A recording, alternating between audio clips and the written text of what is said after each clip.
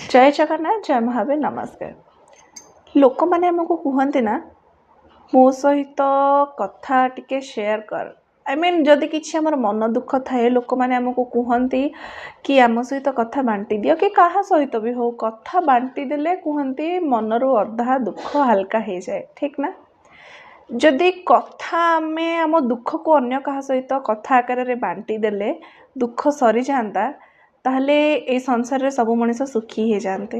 कौन मो ठीक कहले ना दुख पूरा सरी जाता समस्त जीवन में खाली खुशी रुहंता कौन दुख बांटिले सरबनी आज्ञा।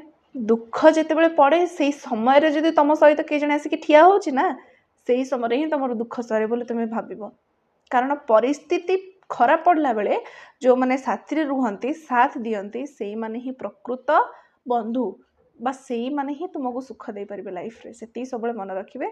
एणे तेणु लोकों ऊपर विश्वास करंतु नाही कि विश्वास करके निजर लो पॉइंट को केबे कहा आगे प्रकाश करंतु नाही। समस्ते ताच्छल्य करिवा छड़ा आउ किछि करिवेनी। धन्यवाद।